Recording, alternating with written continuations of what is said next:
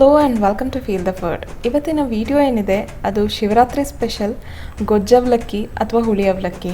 ನಮ್ಮ ಕಡೆ ಅಂತ ಹೇಳಿದರೆ ಕುಂದಾಪುರ ಕಡೆ ಮ್ಯಾಕ್ಸಿಮಮ್ ಜನರ ಮನೇಲಿ ಇದು ಮಾಡೇ ಮಾಡ್ತಾರೆ. ಗೊಜ್ಜಾವಲಕ್ಕಿ ಮತ್ತು ಪಾಯಸ ಎಲ್ಲರ ಮನೇಲೂ ಇದ್ದೇ ಇರುತ್ತೆ. ತುಂಬ ಟೇಸ್ಟಿಯಾಗಿರುತ್ತೆ ತಿನ್ನಲಿಕ್ಕೆ. ಇದನ್ನು ಶಿವರಾತ್ರಿಗೆ ಮಾಡಬೇಕಂತೇನಿಲ್ಲ, ನೀವು ಬೇರೆ ದಿನವೂ ಬ್ರೇಕ್ಫಾಸ್ಟಿಗೆ ಮಾಡ್ಬೋದು.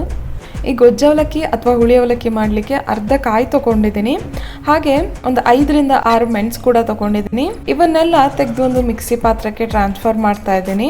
ನಂತರ ಇದಕ್ಕೆ 1 ಚಮಚ ಆಗಷ್ಟು ಸಣ್ಣ ಚಮಚದಲ್ಲಿ 1 ಚಮಚ ಆಗಷ್ಟು ಸಾಸಿವೆನ ಸೇರಿಸ್ತಾ ಇದ್ದೀನಿ.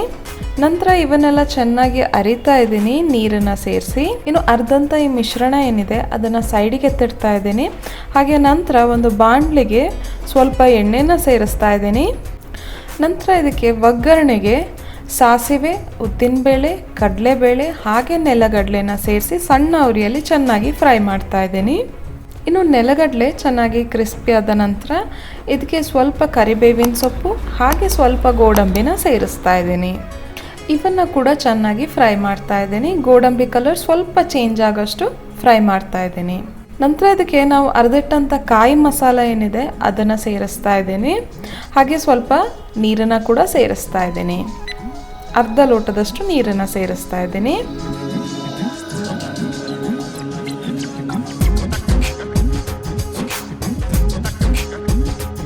ನಂತರ ಇದಕ್ಕೆ 1/4 ಚಮಚ ಆಗಷ್ಟು ಅರಿಶಿನ ಸೇರಿಸ್ತಾ ಇದ್ದೀನಿ.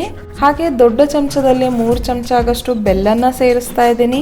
ರುಚಿಗೆ ತಕ್ಕಷ್ಟು ಉಪ್ಪನ್ನು ಸೇರಿಸ್ತಾ ಇದ್ದೀನಿ. ನಂತರ ಇದಕ್ಕೆ ಹುಣಸೆ ಹುಳಿಯ ರಸವನ್ನು ಸೇರಿಸ್ಬೇಕಾಗತ್ತೆ. ಅದಕ್ಕೆ ನಾನಿಲ್ಲಿ 1 ಸಣ್ಣ ನಿಂಬೆಹಣ್ಣು ಗಾತ್ರದ ಹುಣಸೆ ಹುಳಿನ ತೊಗೊಂಡಿದ್ದೀನಿ. ಅದನ್ನು ಬಿಸಿ ನೀರಲ್ಲಿ ನೆನೆಸಿಟ್ಟಿದ್ದೀನಿ. ಇನ್ನು ಇದರಿಂದ ಬರುವಂಥ ಹುಣಸೆ ಹುಳಿ ರಸ ಏನಿದೆ ಅದನ್ನು ಈ ಗೊಜ್ಜಿಗೆ ಸೇರಿಸ್ತಾ ಇದ್ದೀನಿ. ಇನ್ನು ಇವನ್ನೆಲ್ಲ ಚೆನ್ನಾಗಿ ಮಿಕ್ಸ್ ಮಾಡಿದ ನಂತರ ಬೆಂಕಿಯನ್ನು ಮೀಡಿಯಂ ಫ್ಲೇಮ್ಗೆ ತರ್ತಾ ಇದ್ದೀನಿ. ಹಾಗೆಯೇ ಇದನ್ನು ಮುಚ್ಚಿ ಸ್ವಲ್ಪ ಹೊತ್ತು ಕುದಿಸ್ತೇನೆ. ಇನ್ನು ಈ ಗೊಜ್ಜು ಕುದಿಯೋಷ್ಟರಲ್ಲಿ ನಾವು ಅವಲಕ್ಕಿನ ತೊಳ್ಕೊಳ್ಳೋಣ. ನಾನಿಲ್ಲಿ ದಪ್ಪ ಅವಲಕ್ಕಿ ತೊಗೊಂಡಿದ್ದೀನಿ. 3 ಕಪ್ ಆಗೋಷ್ಟು ದಪ್ಪ ಅವಲಕ್ಕಿನ ತೊಗೊಂಡಿದ್ದೀನಿ. ಇದನ್ನು ಚೆನ್ನಾಗಿ ತೊಳಿತಾ ಇದ್ದೀನಿ. ಇದನ್ನು ನೆನೆಸೋ ಅವಶ್ಯಕತೆ ಇರಲ್ಲ, ಜಸ್ಟ್ ಒಂದ್ಸಲ ಚೆನ್ನಾಗಿ ತೊಳೆದ್ರೆ ಸಾಕಾಗುತ್ತೆ. ಈಗ ನೋಡ್ತಿರ್ಬೋದು ಗೊಜ್ಜು ಕೂಡ 10 ನಿಮಿಷದಿಂದ ಕುದಿತಾ ಇದೆ. ಅದರಲ್ಲಿರೋ ಎಣ್ಣೆ ಏನಿದೆ ಅದೆಲ್ಲ ಮೇಲ್ಗಡೆಗೆ ಬಂದಿದೆ. ಇನ್ನು ಈ ಗೊಜ್ಜನ್ನ ಒಂದ್ಸಲ ಚೆನ್ನಾಗಿ ಮಿಕ್ಸ್ ಮಾಡ್ತಾ ಇದ್ದೀನಿ. ನಂತರ ನಾವು ತೊಳೆದಿಟ್ಟಿರುವಂಥ ಅವಲಕ್ಕಿ ಏನಿದೆ ಅದನ್ನ ಸೇರಿಸ್ತಾ ಇದ್ದೀನಿ. ಹಾಗೆ ಚೆನ್ನಾಗಿ ಮಿಕ್ಸ್ ಮಾಡ್ತಾ ಇದ್ದೀನಿ. ಈ ಅವಲಕ್ಕಿ ಯಾವಾಗ ತುಂಬಾನೇ ಟೇಸ್ಟಿ ಆಗುತ್ತೆ ಅಂತ ಹೇಳಿದ್ರೆ ನಿಮ್ಮ ಉಪ್ಪು, ಹುಳಿ, ಖಾರ, ಬೆಲ್ಲ ಎಲ್ಲದೂ ಸ್ಟ್ರಾಂಗ್ ಆಗಿರಬೇಕು. ಆವಾಗಲೇ ಇದು ತುಂಬ ಟೇಸ್ಟಿ ಆಗೋದು. ಈಗ ಇದು ಚೆನ್ನಾಗಿ ಮಿಕ್ಸ್ ಆಗಿದೆ. ಇನ್ನು ಬೆಂಕಿನ ಸಣ್ಣ ಮಾಡ್ತೀನಿ. ಹಾಗೆ ಇದನ್ನು ಮುಚ್ಚಿ ಒಂದು 5 ನಿಮಿಷ ಸಿಮ್ಮಲ್ಲೇ ಇಡ್ತೀನಿ.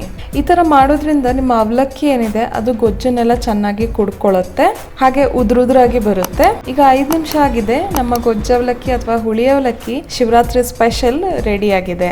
ಇನ್ನು ಶಿವರಾತ್ರಿಗೆ ಮಾಡೋದಾದ್ರೆ ಇದ್ರ ಜೊತೆ ಹೆಸರುಬೇಳೆ ಪಾಯಸನ ಕೂಡ ಮಾಡ್ತಾರೆ. ವಿಡಿಯೋ ಇಷ್ಟ ಆಗಿದೆ ಅಂದ್ಕೊತೀನಿ. ದಯವಿಟ್ಟು ಲೈಕ್ ಮಾಡಿ, ಶೇರ್ ಮಾಡಿ, ಕಮೆಂಟ್ ಮಾಡಿ, ಸಬ್ಸ್ಕ್ರೈಬ್ ಮಾಡಿ. Thank you so much for watching.